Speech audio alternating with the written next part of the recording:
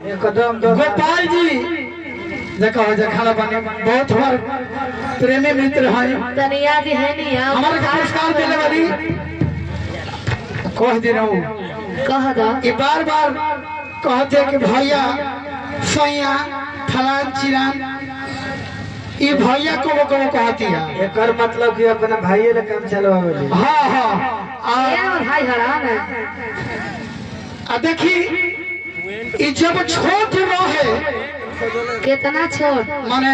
माने गोदी में के? छोट रहे तो एक माई हाँ अब कहे दी हा बोली हम बड़ी माँ वाला सोचला एक माई गांव में गई के घर से माने आटा लिया अकेले छोड़ दिला से करे के तहरा पा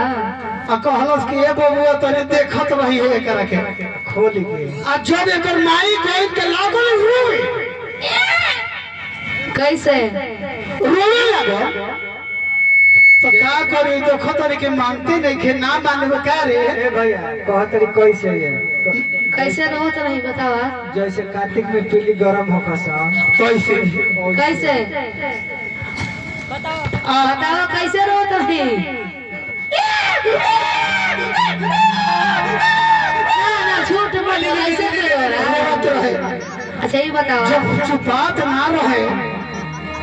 ते करा के निहुर के लिहनी का लेला नेहुरा के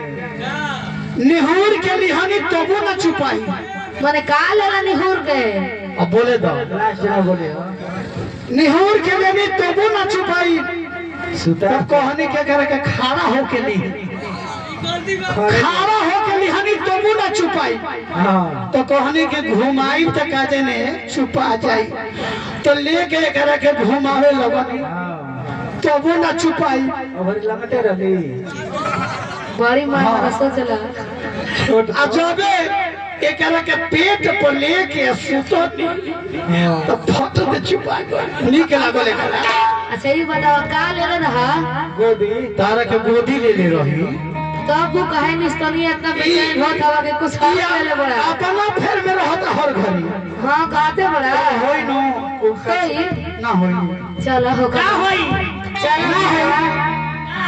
ना होई तो बना फेरो बयाना कहे के बा सुना कैसा बयान है आउ तो घूस होलवा घरों में एगो रुपये ना दे रही